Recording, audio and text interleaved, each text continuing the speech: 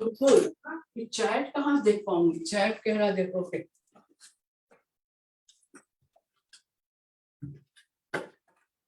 एक second got it. Chat शुरू नहीं हुआ कब? कह रहा था चैट चेक करो तो शुरू कर देना। चैट कहाँ से शुरू?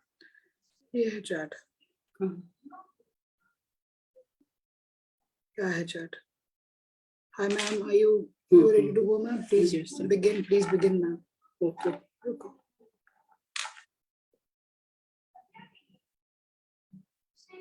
शुरू हो जाओ।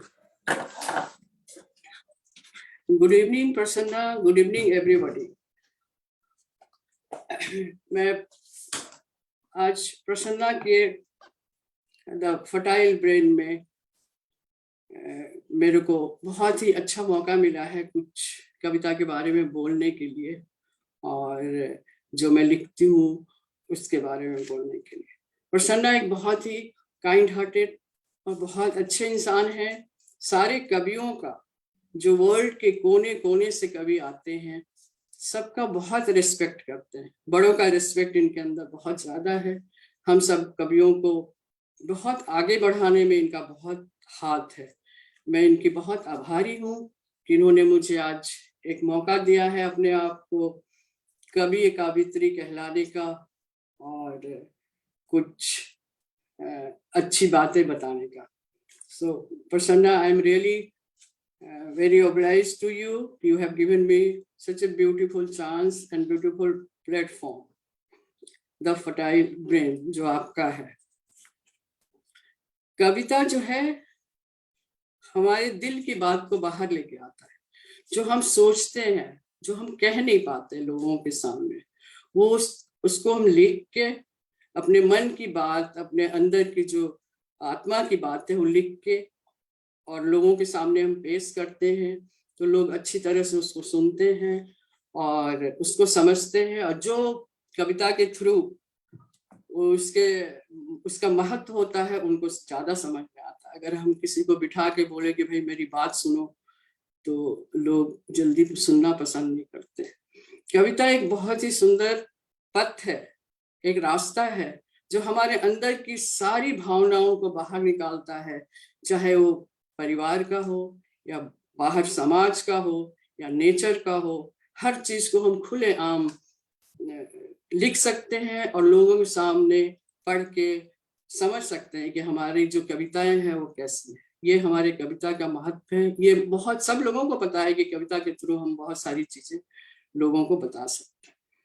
मैं कविता इसलिए लिखती हूँ कि मैं अपनी भावनाओं को बाहर निकालती हूँ और लिखती हूँ। सबसे ज्यादा मेरे को नेचर से प्यार है, तो प्रकृति के थ्रू मैं अपनी जिंदगी में जो बीत रही है उनको मैं कंपेयर करके, उनके साथ करके फिर मैं उस पर लिखती हूँ। कविता बहुत सुंदर और सजील है जो हमारे मन की बात को आगे बढ़ाती है। और मेरा लिखने का यही मकसद रहता है कि मैं अच्छी तरह से अपने मन की बात लोगों तक पहुंचाऊं, समाज की बात और प्रकृति की बातें। अब मैंने शुरू कैसे किया, ये भी बहुत इंटरेस्टिंग है। बहुत समझने वाली बात है कि जब कोरोना हुआ था तो घर में बैठे बैठे लोग, मन नहीं लगता था और हर वक्त दुख की बातें सुनते सुनते मन बहुत बेचैन रहता था। तो हमारी फ्रेंड ने कहा कि नहीं, चलो तुम कुछ कविता लिखो और लिखो और हमारे साथ पढ़ो। तो मैंने कहा कि मुझे तो आता नहीं है कविता लिखना। कविता तो मुझे लगता था कि एक रोमांटिक लोग और इमोशन वाले लोग ही लिख सकते हैं, हम सब नहीं लिख सकते। लेकिन ऐसी बात नहीं है। फिर मैंने उनकी एक कविता का सेशन अटेंड किया, उसमें मुझे पसंद आया। किसी ने लिखा था मेरा कलकत्ता, तो मैंने कहा मेरा कलकत्ता इतना सुंदर, उन्होंने वहाँ के खान पान सब पे बहुत सुंदर कविता लिखी थी। तो मैंने सोचा कि चलो मैं उनके बगीचे पे एक कविता लिखी। पहले कविता जो थी वो उन्हीं के बगीचे की थी, क्योंकि जब उनका बगीचा एक जमाने में मैंने देखा था कि ऐसे ही बहुत पत्थरों से और ऐसे उजड़ा हुआ था, लेकिन बाद में वो इतना हरियालियों से भर गया और बहुत सुंदर हुआ। तो मैंने पहली कविता, मुझे अभी भी याद है, 2021 28 सितंबर को मैंने लिखी है, वो मैं आपके सामने प्रस्तुत करती हूँ, सुनाती हूँ। सुंदर बगीचे की आत्मकथा। मैं एक सुंदर बगीचा हूँ। एक जमाना था, मैं बहुत उदास रहता था। मेरे ऊपर बड़े बड़े पत्थरों के ढेर, काटे कटीले पौधे मुझे दुख पहुंचाया करते। सोचता मैं कब आबाद होऊंगा, मेरी तरफ प्यार भरी नजरों से लोग कब देखेंगे। एक दिन एक प्रकृति की पुजारन मेरे तरफ देखकर बोली, मैं तुम्हें आबाद करूंगी। उसने मेरे ऊपर से पत्थर, काटे कटीले पौधे निकाला, रगड़ रगड़ कर नहलाया, अच्छा खाना खिलाया, रंग बिरंगों फूलों से सजाया। रोज सवेरे आती, मुझे निहारती, मैं भी उसका इंतजार करता, मन ही मन खुश होता। तरह तरह के फूल खिलने लगे, पेड़ों पर चिड़ियां चहकने लगी, मोर, तोता, मैना, गिलहरी, जाने कितनी पक्षियां आने लगे। रंग बिरंगी तितलियां आती, मैं फूले नहीं समाते। वर्षा ऋतु में पेड़ पौधे खुशियां मनाते हैं, हंसते गाते। अब मैं एक सुंदर बगीचे के रूप में आबाद हूँ। शुक्रिया उस प्राकृतिक पुजारन की, मैं एक सुंदर बगीचा हूँ। ये तो मैंने एक बगीचे और प्रकृति के ऊपर लिखा। इसके बाद जैसे प्रसन्ना का जो द फर्टाइल ब्रेन है, उससे मेरे फर्टाइल ब्रेन में कई तरह की कविताएं आनी शुरू हो गई, जो कि मैंने कभी जिंदगी में ये नहीं सोची थी कि मैं कविता लिखूंगी। और मैंने लिखना शुरू किया, तो लिखती चली गई। मेरी 3 किताबें छपी हैं, जिनमें कि एक ये है नीलाम्बरा करके, और एक पुरुष, और एक दबे पांव जो अभी मैंने लिया नहीं है। और अभी एक और किताब छपने जा रहा है, जिसमें कि 15 पोएट्री मैंने जो लिखी है वो अभी छपने वाला है। तो ये सब जो चीजें मेरे अंदर आई हैं, लोगों के उनके साहस से, फ्रेंड, और ये जो हमें मिला है प्लेटफॉर्म, इनकी जब मैं पढ़ती हूँ और इनकी तारीफ होती है तो मुझे बड़ा अच्छा लगता है। और उसके बाद मैं आगे बढ़ती चली जाती हूँ। अब मैंने एक दिन मैं ड्राइव कर रही थी और जा रही थी, तो मैंने देखा कि बसों पे लिखा है बेटी पढ़ाओ बेटी बचाओ। तो मैंने सोचा कि चलो बेटियों पे एक पोएट्री लिखती हूँ, क्योंकि बेटियां जब घर में पैदा होती हैं तो लोगों को बहुत दुख होता है। तो मैंने सोचा कि चलो एक बेटियों पे लिखा जाए। तो मैंने एक बेटियों पे पोएट्री लिखी है। बेटियां घर की जान होती हैं, बेटियां माँ बाप की ताज होती हैं, बेटियां यूं समझ लो बेमिसाल होती हैं, बेटियां ईश्वर के आशीर्वाद होती हैं, बेटियां। बेटियां एक खूबसूरत एहसास होती हैं, कड़ी धूप में शीतल हवाओं की तरह, आंगन की चहकती चिड़ियों की तरह, सुबह सुबह सूरज की किरणों की तरह, इन धनुष की रंगों की तरह। कभी माँ, कभी बहन, कभी बहू होती हैं बेटियां, ईश्वर की आशीर्वाद होती हैं बेटियां। घर की रौनक होती हैं बेटियां, उदासी की हर दर्द की इलाज होती हैं बेटियां।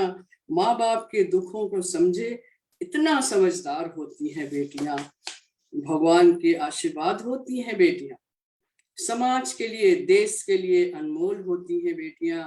बेटियां के प्यार को कभी आजमाना नहीं, वह फूल है उसे कभी रुलाना नहीं, भगवान की आशीर्वाद होती हैं बेटियां। बहुत कम वक्त के लिए होती हैं बेटियां हमारे साथ, असीम प्यार पाने की हकदार होती हैं बेटियां, भगवान की आशीर्वाद होती हैं बेटियां, भगवान की आशीर्वाद होती हैं बेटियां।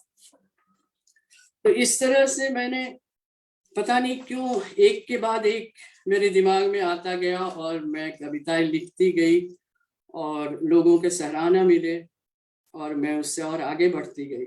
फ्रेंड्स के, प्रसन्ना ने बहुत सराहना किया है मेरी कविताओं का, तो इससे इतना उत्साह बढ़ा कि मैं लिखती चली गई। एक दिन मैं सुबह मॉर्निंग वॉक करती हूँ, तो मॉर्निंग वॉक में मैंने देखा कि ओस की बूंदे घासों पे पड़ी हैं। तो मैंने कहा चलो मैं एक ओस की बूंदों पे एक कविता लिखती हूँ।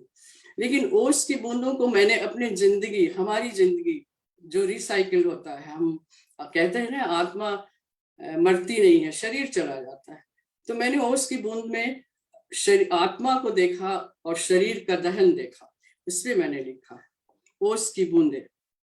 मैं हूं एक ओस की बूंदे, सुबह सुबह की धूप में हरी हरी घासों पर ओस की बूंदे ऐसे चमकती हैं जैसे किसी ने मोतियों को बिखेर दिया। मैं हूं एक ओस की बूंदे, कहती है देखा, जब आप सब सो रहे थे तब मैं आपकी घास के साथ खेलती, हंसती, गाती, पेड़ पौधों से बातें करती हूँ।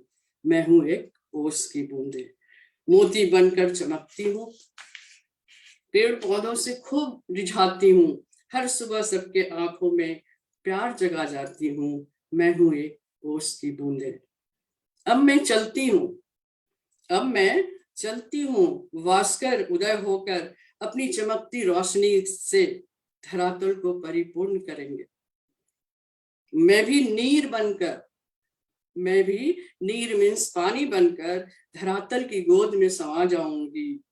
मैं हूं एक ओस की बूंद, कल मैं फिर आऊंगी, कल मैं फिर आऊंगी। धरातल और पेड़ पौधों से मेरा पुराना रिश्ता है, मैं उसे सदा निभाऊंगी, मैं उसे सदा निभाऊंगी। मैं हूं एक ओस की बूंद। ये हमारी जिंदगी जो है ओस की बूंद की तरह ही है, जो मैंने समझा है। शायद मेरे लिए ये बहुत बड़ी बात है। तो इस तरह की कविताएं मैं लिखती हूँ, अधिकतर इमोशन से भरी हुई होती हैं और प्रकृति के बीच में होती हूँ, और लोगों की जब तारीफ होती है तो मुझे बहुत अच्छा लगता है, और मैं आगे बढ़ती चली जा रही हूँ फर्टाइल ब्रेन की तरह। मैंने एक कविता मैंने अपने पे लिखा है। कवि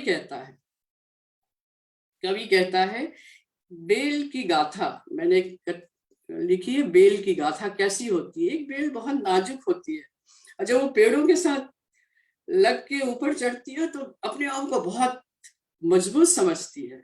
तो उस बेल की तरह मैं हूं, हमारी जिंदगी ऐसी है। मेरे घर के पेड़ से सटी गमले में लगी चमेली की बेल उभरती चली जा रही है, देखते ही देखते ऐसी मेरी जिंदगी की बेल। कभी कहता है कि ऐसी मेरी जिंदगी का बेल, देखो कैसे लिपटी पेड़ से ऊपर चढ़ती जाती बेल, नभ से हाथ मिलाती बेल, सर्दी गर्दी गर्मी वर्षा से तनिक नहीं घबराती बेल।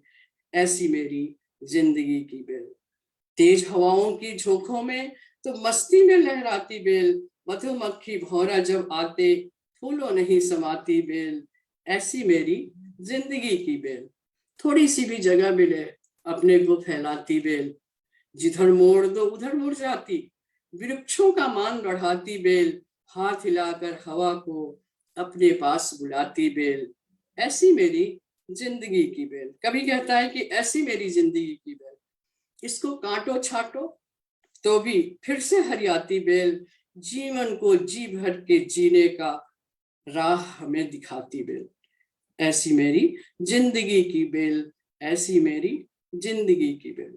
हमारी जो जिंदगी की बेल है, रोजाना की जो बेल है, जब चढ़ते हैं ऊपर, तो ये जरूरी नहीं है कि भाई बहन और ये साथ हो। अगर आपके अंदर कोई हुनर है, आप पढ़ी लिखी हैं, पढ़े लिखे हैं, तो आप वही आपका सहारा बनता है और उसी के थ्रू आप ऊपर चढ़ते जाते हैं। तो हमारी जिंदगी में एक बेल जो है, बेल की जो जिंदगी है, वो हमारे हर इंसान के अंदर वो है, वो मैंने देखा है अपने हिसाब से। और मैं नए कवित्रियों को ये कहना चाहूंगी कि अपने कविताओं में ऐसा कुछ लिखें जैसे कि समाज सेवा हो, और हमारे अंदर जो इतना आतंकवादी और ऐसी दूरियां, लड़ाई झगड़े, इनसे हम दूर रहें। हम अपने कविता के थ्रू उन्हें वहां तक पहुंचाएं, ताकि लोगों में अवेयरनेस हो कि भाई कविता ही हमें आगे बढ़ा सकता है और दुख दर्द को कम कर सकता है। तो जो आगे हमारे कवि बनने वाले हैं, यंग बच्चे और यंग लड़के लड़कियां, उनको मैं यही सजेस्ट करूंगी कि ऐसी कविता हो जिसमें कि हमारी भलाई हो। मैंने एक कविता लिखी। एक दिन बैठी हुई मैं चाय पी रही थी, मैंने सोचा कि इतनी बड़ी जिंदगी हो गई है, अभी मैं 70 की हो गई हूँ, इस जिंदगी में मैंने क्या क्या देखा और कितनी दूर आ गई हूँ। तो मेरे को याद आया कि चलो एक लिखती हूँ मैं। दूरियां, मैंने लिखा दूरियां। मेरी कविता का शीर्षक है दूरियां। कितनी दूर आ गई हूँ रिश्तों को निभाते निभाते, खुद को खो दिया है अपनों को पाते पाते। कितनी दूर आ गई हूँ रिश्तों को निभाते निभाते, खुद को खो दिया है अपनों को पाते पाते। धन का अभिमान कर रहा इंसान रिश्तों का नहीं, धन का अभिमान कर रहा इंसान रिश्तों का नहीं। कोई रिश्ता खून का होता है तो कोई दोस्ती का, कोई रिश्ता पैसों का होता है तो कोई मतलब का। मालूम है मैं अनमोल हूं, लोग समझते हैं मैं बहुत खुश नसीब हूँ। लोग समझते हैं मैं बहुत खुश नसीब हूँ। लोग क्या जाने मैं थक गई हूँ अपनों को अपना बनाते बनाते। लोग क्या जाने मैं थक गई हूँ अपनों को अपना बनाते बनाते। कितनी दूर आ गई हूँ रिश्तों को निभाते निभाते। खुश हूँ सबको खुश रखती हूँ, लापरवाह हो जाती हूँ सबकी परवाह करते करते। मैं कितनी दूर आ गई हूँ रिश्तों को निभाते निभाते। काश कोई होता जो मुझे समझता, काश कोई होता जो मुझे समझता। मैं थक गई हूँ अपनों को समझते समझते, मैं थक गई हूँ अपनों को समझते समझते। मैं कितनी दूर आ गई हूँ रिश्तों को निभाते निभाते। मालूम है मैं अनमोल हूँ, मालूम है मैं अनमोल हूँ, तभी तो अनमोल लोगों से रिश्ता बनाए रखती हूँ। मैं कितनी दूर आ गई हूँ रिश्तों को निभाते निभाते। जिंदगी में हम आगे बढ़ते चले जा रहे हैं, भागते चले जा रहे हैं, और हम अपने बच्चों से, अपने नौकरों से, अपने बड़े बुजुर्ग से, छोटों से, सबसे रिश्ता निभाते ही चले जा रहे हैं। कभी अपने लिए टाइम, कभी लगता है कि हाँ भाई मेरा भी कोई टाइम होता, मेरे को भी कोई समझता। तो ये मैंने अपने इमोशंस पे ये मैंने लिखा है। और अभी एक मैंने मैं एक सर्विस वाइफ हूँ और उससे बिलोंग करती हूँ, तो मैंने अपने सैनिकों पे भी एक लिखा है। हमारे सैनिक, वीर सैनिक, वीर सैनिक, इस देश के सभी सैनिकों को मेरा सलाम प्रणाम। जो सुन रहे हैं उन्हें भी पहुंचा देना, जो सुन रहे हैं उन्हें भी पहुंचा देना मेरा पैगाम। तुमसे ही तो है इस देश का नाम, तुम्हारे बुलंद इरादों के आगे हर चोटी है छोटी। हर बुलंदों के इरादों के आगे हर चोटी है छोटी, हर जंग है आसान। इस देश के सभी सैनिकों को मेरा प्रणाम। आपात आने पर सब साथ में लड़ते हैं, आपात आने पर सब साथ में लड़ते हैं, चाहे थल सेना, नौसेना या लड़ाकू विमान। इस अनेकता पर एकता ही है हमारी पहचान। जब निकलते हो वर्दी में चौड़ा सीना थान, गहरी मुस्कान, दुश्मन खुद ही लगा लेता है अनुमान, अब क्या होगा उसका अंजाम। इस देश के सभी सैनिकों को मेरा प्रणाम। पूरा देश है तुम्हारे साथ, खींच कर रखो सबका लगाम। पूरा देश है तुम्हारे साथ, खींच कर रखो सबका लगाम। तुम्हारी बहादुरी के चर्चे करता है पूरा हिंदुस्तान। कश्मीर से कन्याकुमारी कश्मीर से कन्याकुमारी, आसाम से राजस्थान, सभी माताओं को सलाम जिनके वीर पुत्रों ने दिए हैं बलिदान। चाहे कारगिल हो चाहे गलवाना, इस देश के सभी सैनिकों को मेरा सलाम। इस तिरंगे के आन में लाखों हुए हैं कुर्बान, इस तिरंगे के आन में लाखों हुए हैं कुर्बान। मुझे गर्व है कि मैं भी हूँ एक फौजी की बीवी और बहन। जो भी हुए हैं कुर्बान, इतिहास के पन्नों में उनके लिखे गए हैं सुनहरे अक्षरों में नाम। इस देश के सभी सैनिकों को मेरा प्रणाम।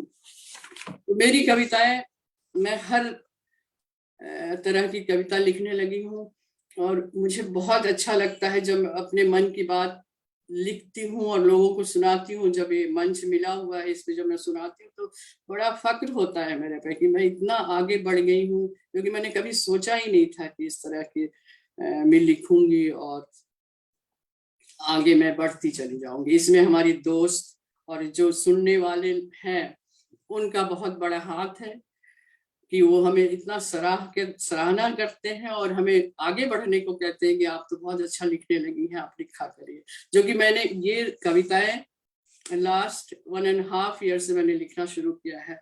उससे पहले तो मैंने सोचा ही नहीं था कि मैं कुछ लिखूंगी।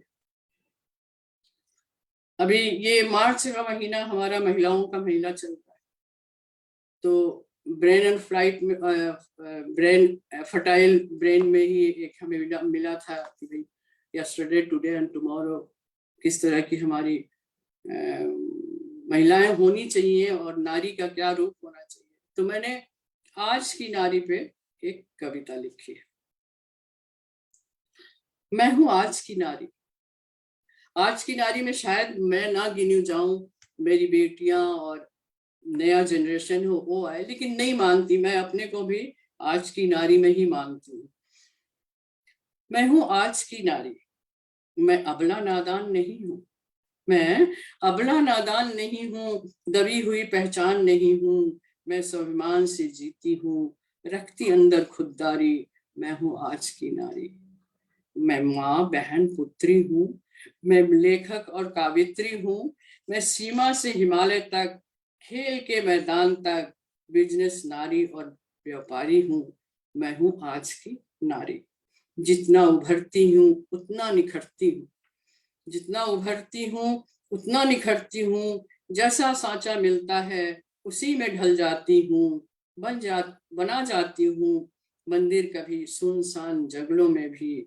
एक फूल सी हूँ मैं, एक फूल सी हूँ मैं, जिस बिन ईश्वर का पूजा अधूरी।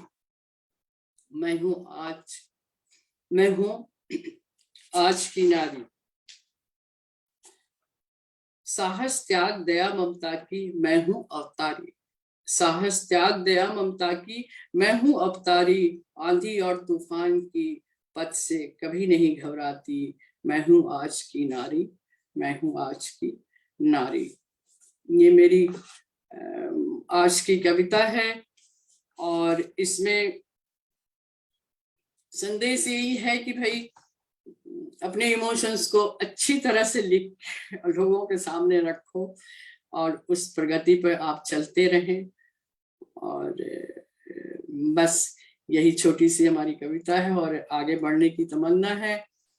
और नए कवि और कवित्रियों से यही कहना चाहूंगी कि आप अपने मन की बात रखें और समाज की भलाई के लिए भी लिखें। लिखने से ही और लिख के आगे रखने से ही हमारे समाज में शांति और सुख का प्रदान होगा। बस यही मेरी छोटी सी कविता थी। Thank you.